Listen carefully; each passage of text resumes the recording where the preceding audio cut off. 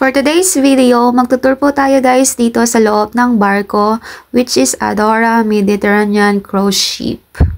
First destination namin is dito sa may bar ng barko. Oh my God, mapapawaw ka talaga sa ganda. Next destination namin is papuntang gym. O diba, kompleto sila guys.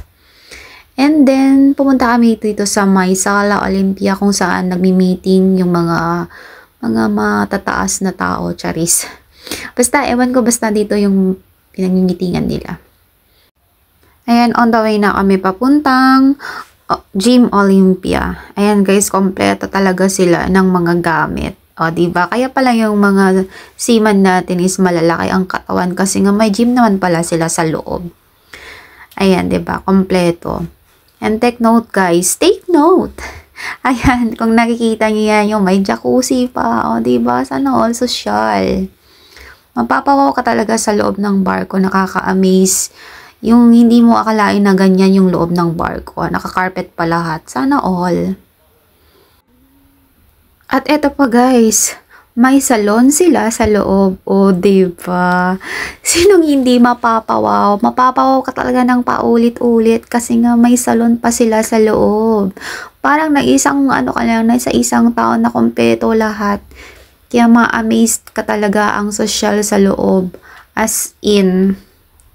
So, after dyan sa salon guys, pa-exit na kami dyan papunta sa pinaka-rooftop ng barko. Oh my God, dyan yung pinakahihintay ko. Kasi nga, yung gusto kong makita talaga kung may totoong swimming pool ba talaga ang barko. Ayan. So, malulula ka kasi nga ang taas ng barko guys. Yung nanginginig talaga yung tuhod ko dyan na umaakyat. Ang taas. May fear height kasi ako. So, ayan. Dyan, pwede ka nang mag-picture. Kasi sa loob, parang tinatamad ka na mag-picture. Gusto mo lang, oh wow.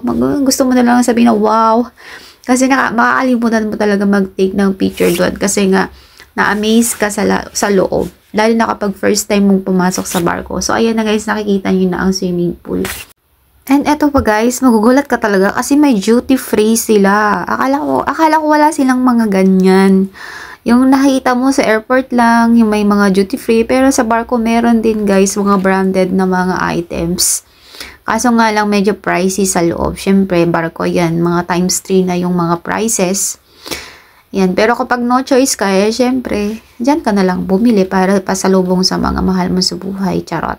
So, sa next destination na naman tayo guys. Dito naman tayo sa Winter Garden. O, diba? May Winter Garden din sila. O, diba? Pack na pack. Tingnan nyo naman yung mga design, mga upuan. Mapapa-amaze ka talaga. Sinabi ko nga yan kay Jowa na picturean mo ko dito. So, may picture ako dyan guys. And then, ayan. Paakyat kami dyan. May pupuntahan kami na next destination ulit. So, dyan guys, sa loob is yung parang yung pwede kang sumayaw, ganon. Yung may magtuturo sa'yo, mga dance instructor, ganon ata. Basta hindi ako sure. Tapos ito nga guys, yung sa kabilaan ng garden. Magkabilaan yan guys ng barko. Diba ang ganda? Ma-amaze ka, sobra. So, ito po guys, yung nagulat talaga ako. Imagine, may sarilin sila guys na hospital. And na-meet po namin yung dalawang doktor na Pilipino. Pilipino po yung doktor nila dito. So, ayan guys, yung area ng hospital nila. At dito po sa part na to, yung pinakadulo is, yun na yung mga nag-work sa mga parang crew, parang ganun. Yun. Diyan, may restaurant din sila dyan guys sa baba. Doon sila kumakain. Ayan. Ganito po guys ang buhay ng seaman. Diba? Meron din sila guys na simbahan, Catholic Church. And then yung hindi ko pa na videohan dyan guys is yung sinehan nila. May sinehan din. O diba ang bongga.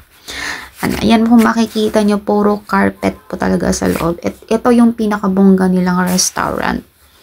Ayan, i-open yan guys ni Kuya. Sobra ma-amaze ka talaga sa loob. Kasi pangyayamanin, yung mapapaw ka talaga at parang mananahimik ka na lang na wow, napaka-expensive naman ng restaurant na to, o diba? Ayan, nakaset na lahat guys kasi mga 5 PM po yung dinner nila. Yan, hanggang sa baba po yan guys. Yung restaurant na to, up and down. After namin nag-picture dyan guys, bumaba na kami. Ayan. And next destination tayo ulit. Makikita nyo yung mga expensive na mga room. Yan, mga exclusive, mga pang mayayamanin na mga room. Ayan guys, dito yan. Dito yan banda. Ayan. Kung gusto mo yung mga room na sobrang yaman, ay sobrang mahal, dito yan guys. Kaya sinong hindi mapapa-amaze sa loob ng barko, diba? Parang nasa land base din sila.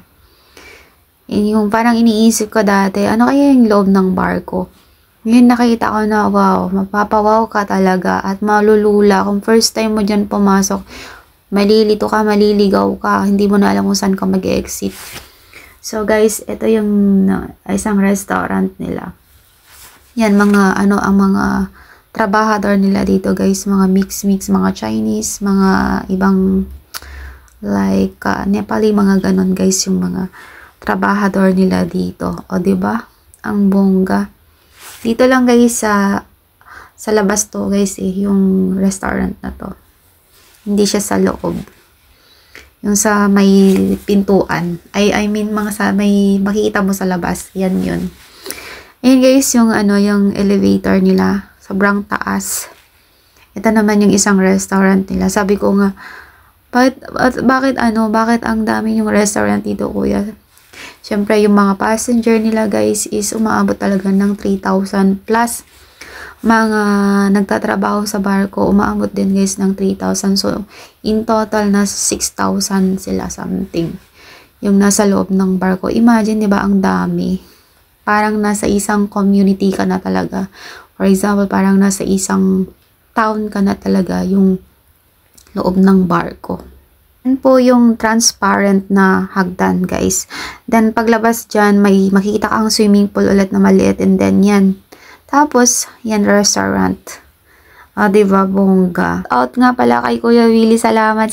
Maraming salamat sa experience na ganito. Thank you so much.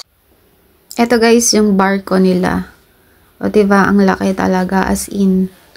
Nasa 60 feet ata yung kataas nito. Hindi ko alam kung gaano siya kalapad.